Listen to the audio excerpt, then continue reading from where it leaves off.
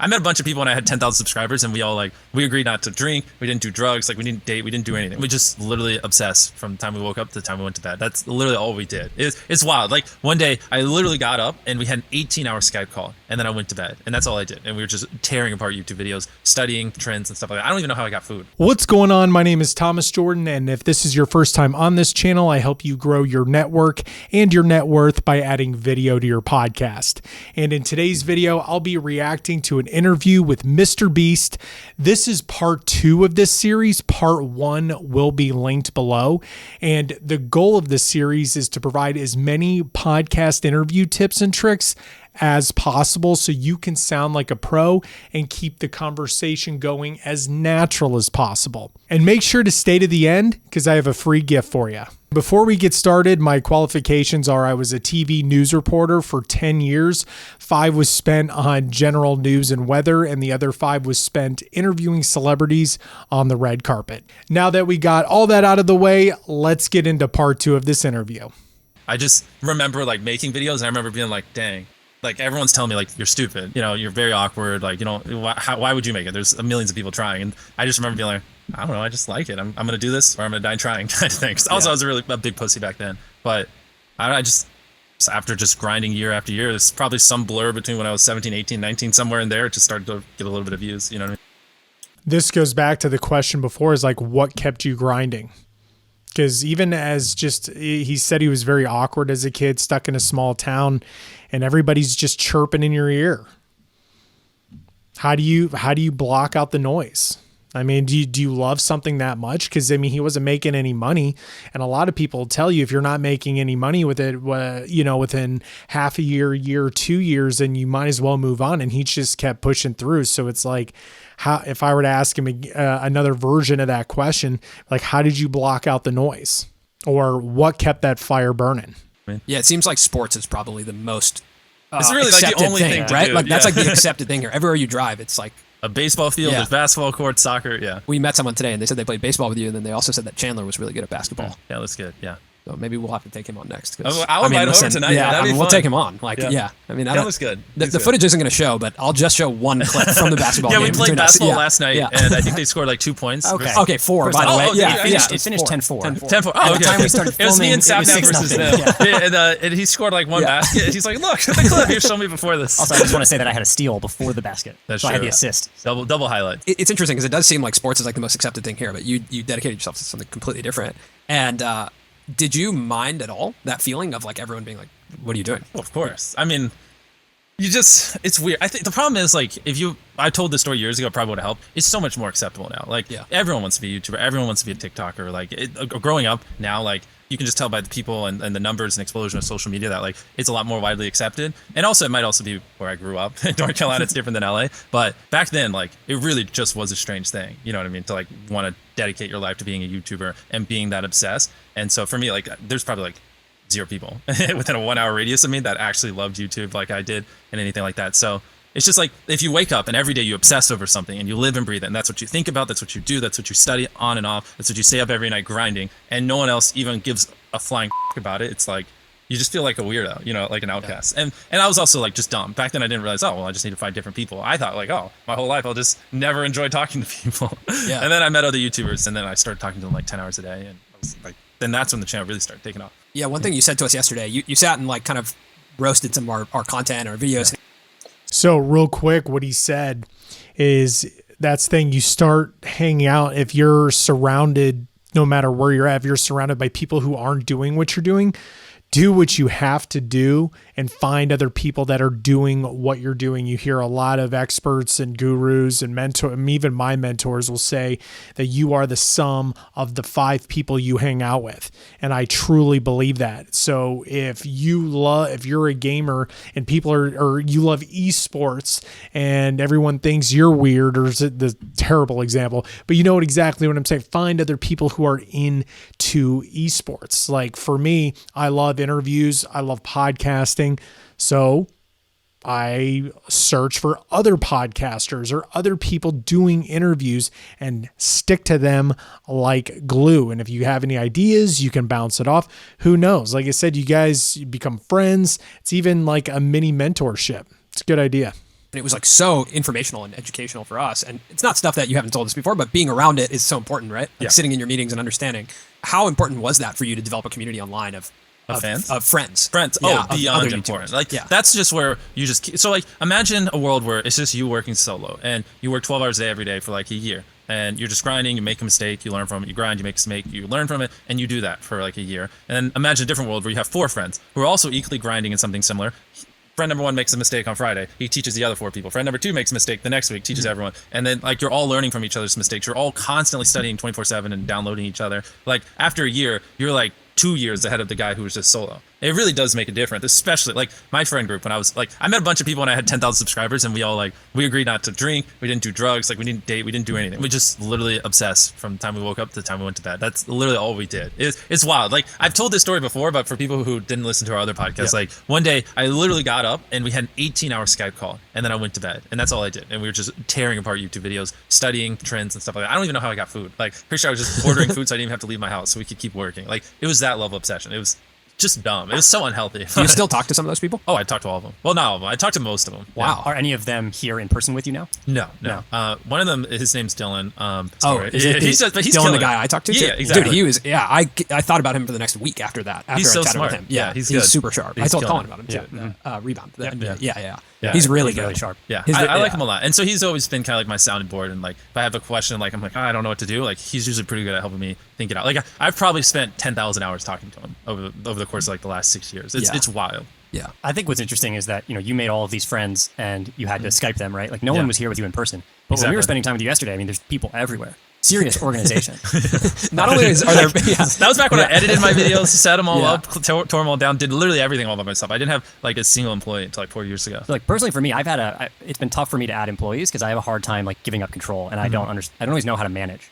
Yeah, and I feel like that's like a really good strength of Samir's. Uh-huh. How did you go from even just making that decision to hire one person? These guys are asking great questions because that like he just said it. He doesn't know, like everybody has different sets of skills.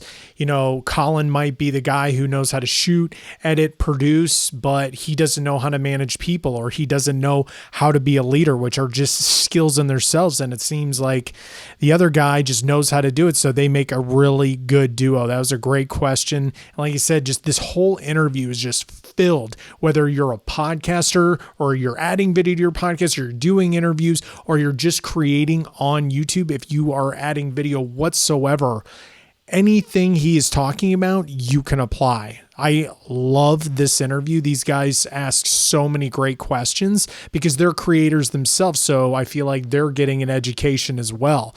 But I mean, we get to be the fly on the wall and you're along with me. But yeah, great question. Brutally hard for me, man. The first one was just an editor, and even then it's like, because I'm so particular on how I wanted it. And I also didn't have an office or anything when I first started. So I just set up a computer in my room, and he would come over and edit the videos after I finished, and I would just watch him edit. And then I would just be like, why'd you cut that? Why did you cut this? That's every editor's dream. Yeah, is to have someone sit there. It's a nightmare. I know. But I was like, well, like, every YouTuber says it. It's like, no one will ever be able to replicate my style. I've got to edit it. But newsflash, someone can. It's actually not as difficult as you think. But back then, I'm a teenager. I didn't understand that. At the start, it was just a lot of like micromanaging like that. But even then, it still freed up so much time because I just kind of got to the point where I was like, I can't stand editing. I'd edited probably like 1,000+ videos in my life at that point between that channel and other things I'd done. I was just like, I just don't want to do this. I just want to make videos. And so that first one, and then I just was like, oh, why don't I bring, like, I think I did a video where we like smashed 4,000 plates, like dropped them to see how they'd break. And it's like, well, why don't I hire just someone to help me pick up these plates and, hire someone to help with this. And then it just, I started with like 2 or 3 people, and then every month I just hired someone else as the videos got bigger. And here we are 4 years later. Yeah. Why? I'm sure that video has millions of views, but why? Why did you think, or where did the idea come from to smash all those plates? And where did it come from and why, and what ended up happening? Almost every podcast I feel like you've been on, or every time you talk about YouTube, you always talk about how you reinvest everything back into the channel. Literally everything. And I think spending time with you here, what I noticed is that's actually not just money, it's time.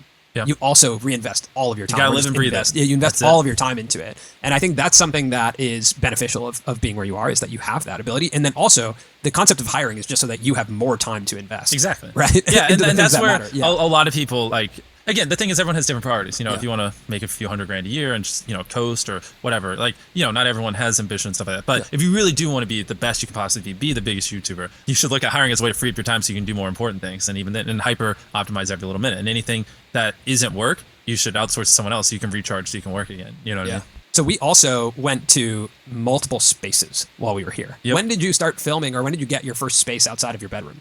Oh, that's a hard one. I mean, the videos just kept getting so much bigger. I can't tell you which video, but if you watch my videos, when I stopped filming in my room and I started filming outside, it gets so hot here. I was like, I don't want to just film outside, and I burned so easily. And so then we got there's like an old firefighter building or whatever. Like the floor was yellow. It was hideous. There's 2 garage doors where the fire trucks used to come in and out. That's where our first ever like studio. It was a really small warehouse. I started off in my bed. And I can't I can't imagine filming in a warehouse, and maybe that'd be a good question. It's like, what problems did you run into? Because if you're trying to film, I don't know if you saw that floor was yellow. If you're trying to film in that and you've got lights, that light is going to bounce off the floor and go into the camera. So I'm sure that was a nightmare to edit, to get that yellow tone out of the footage. And even in this setting, what do you guys notice about the ceilings? You could have even though they're not using that great of microphones or equipment, I'm sure they did a lot in post. If you got high ceilings, you're going to get insane echo and reverb. It's just going to be ridiculous. So it'd be interesting to see the pros and cons of the warehouse. Bedroom, like we talked about earlier. And then I got a little office building, like 1 room basically. Well, it's 2 rooms. They weren't really that big. And then we outgrew that in like 3 months. And then, my mom told you guys the story yesterday. And then I got a bunch more office space, like 4 or 5 offices. And then I got like a little warehouse. Then I got a bigger warehouse. And then I got kind of like a campus, like 2 warehouses, because like the videos are getting so big, and you have to work on multiple videos at a time, because most of our videos takes months to produce, and I don't just upload 2 or 3 videos a year. So you're working on like 5 videos at a time, and one of the videos takes up an entire warehouse, and another video takes up an entire warehouse. Well, then you can't work on the other 3 because 2 warehouses are full. So then that's what led us to getting this big place, because it's so huge we can work on multiple videos here at the same time. And I don't know how to, that'd be a good question, is how in the world do you keep everything organized and make sure everything is on schedule? Because I don't know about you, but I feel like myself and a lot of creators, it's like, okay, we'll work on 1 video and there's a handful of moving pieces, but I'm more right-brained. So when more pieces start getting to the mix, I get overwhelmed, and my brain decides to melt. So knowing that each of these videos has so many different like elements to it in different times, I'd be like, how did your mind not explode? And how do you organize it? Do you, even if you have help with a bunch of people coming at you, how do you stay calm during that?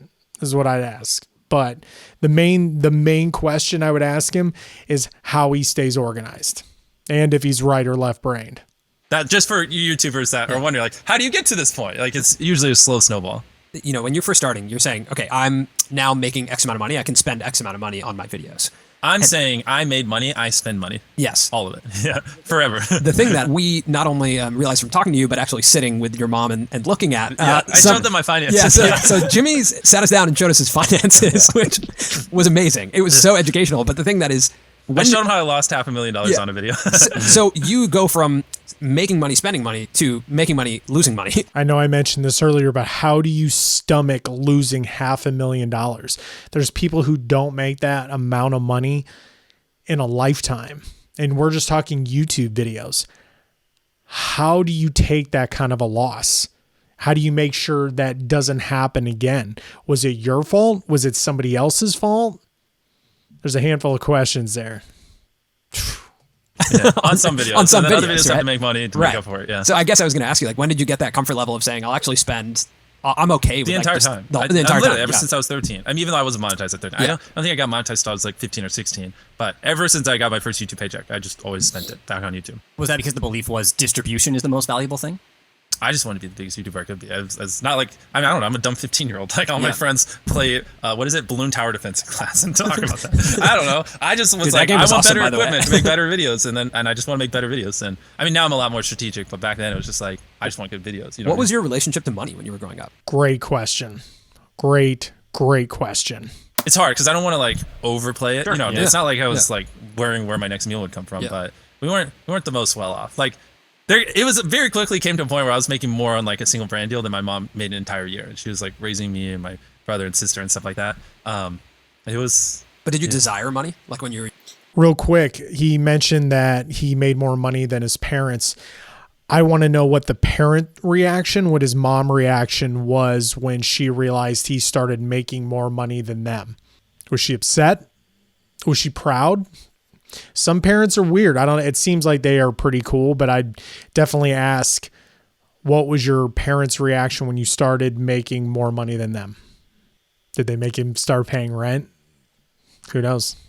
You're younger. At I've always 14, want 15. money so I can make better videos, so I can grow Got my it. channel. Yeah, but it's like no, I mean like, dude, like the type of stuff I do now would have been unfathomable to anyone back when I was younger. It's like so unfathomable. It's crazy. Like if you told me when I was like 15 that one day I'd make $100,000 a year, I would have been like, what the? Yeah. You make that kind of money? Right. Like I thought it was crazy that a YouTuber made like $300,000 over the course of a few years. You know what I mean? Like it's like it was pretty brutal. Like you know, a few $100 was like out of this world insane back then. You know? Yeah. The video we talked about yesterday where you lost $500,000 on that, though, when you look at that number, does that worry you?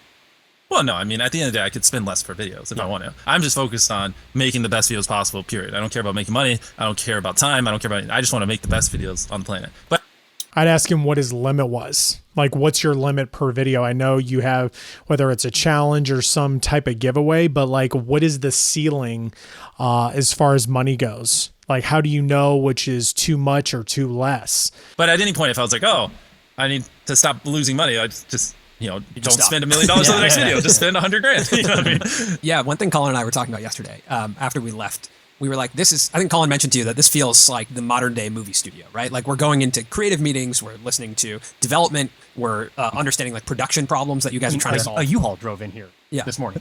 And we didn't even feel like there was something in here. There was a huge truck in here and we were just went about our, I guess, that's normal. Yeah. That's normal here. That's fine. Yeah, that's funny. Did they come to get stuff from over there? They came that's to funny. pick up stuff. But it's a modern day movie studio, but you're actually, even at spending $200,000 for what you're making for the type of distribution you're getting, it's actually way less than What they're TV is spending. Yeah. Right? I know. No, it's interesting too, because if I go to them, I'm like, hey, just for fun, I'll ask like, hey, you want to give me some money to produce a TV show? I'm like, no. It's like, oh, it's like, okay, I guess I'll just. And another thing is like, well, first off, do you have a CFO? And if you don't, or even if you do, how do you figure out how much money per video? Did I already say that? Or how do you know? Yeah. How do you know if you are going to lose money? Like, do you look at the profit margin, money earned versus how much it cost? I have no interest in doing that type of stuff, Yeah. but it's funny because sometimes I poke at them to like see if they'll give me money, and no one is no, I interested. guess they just don't believe that I can do dope stuff with like $1 million. Like even just something as simple as like $1 million an episode, to like just go give away money to people. Yeah. Like they'd be like, no. And it's like I spend that on most of my YouTube videos at this point, and I know it would like kill it for them. Yeah. But I mean, at the end of the day, I just want to be a YouTuber. I don't really care to do that type of stuff. But it's always fun to be like, hey, Netflix, how much would you pay me? Right. Different teams that we met. And everyone, first of all, is incredibly nice here. Everyone has been so nice to us. Like we feel incredibly taken care of.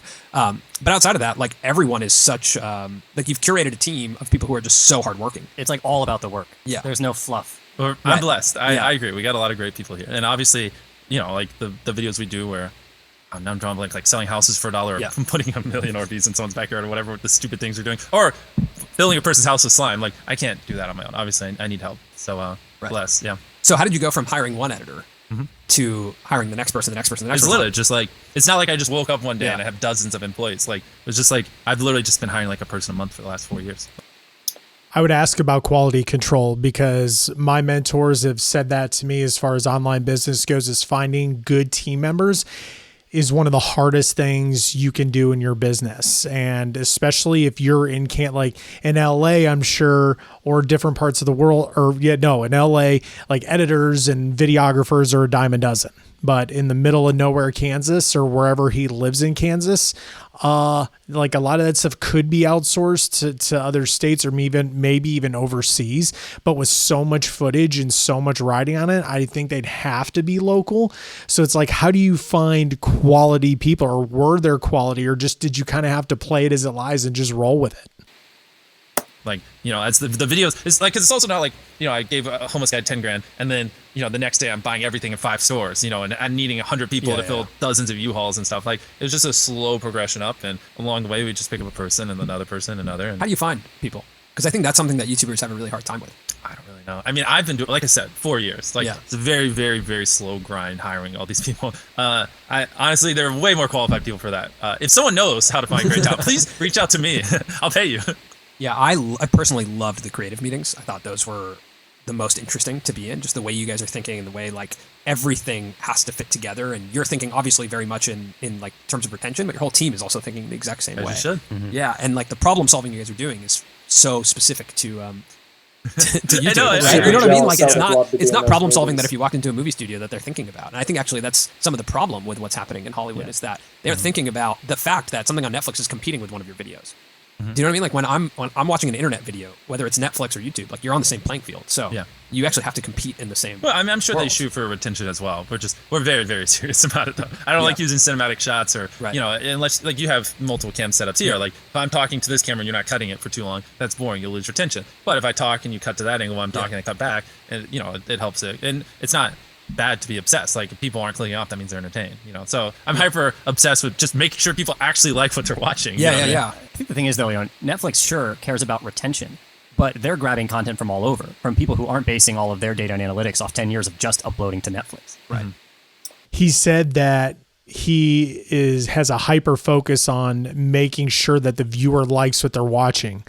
I would have asked what is something that you, after all these years of experience, all these videos that you made, what are like top 3 or top 5 things that people don't like to watch, or just common mistakes you see in videos? Right. And that's what's entirely different about creating for YouTube, is that you're taking the metrics from one place and have been for the last decade or more. Which right? it just gets OP when you just do it and you just study year after year after year after year, and you learn from every mistake, and you have other people doing it, and you're teaching each other. And like if you want to be a YouTuber, if you're watching this, right, like, and you're thinking in the scale of 10 years, like if you literally are grinding and you're obsessed and you're just every day studying and learning, and you surround yourself with smart people and you just work like hell, to be honest, for 10 years, like there's probably a good chance you'll make it. But if you do that over the course of 6 months or a year, I don't know, but that's why I like to think over a span of a decade. A lot of people are very short-term sighted, but as long as you're innovating, adapting, reinvesting, I think if you do it intelligently, like you have a good odds of, I don't know, like killing it. After we hung out yesterday, I went. So the moral of this story is become completely obsessed. The person I think of right now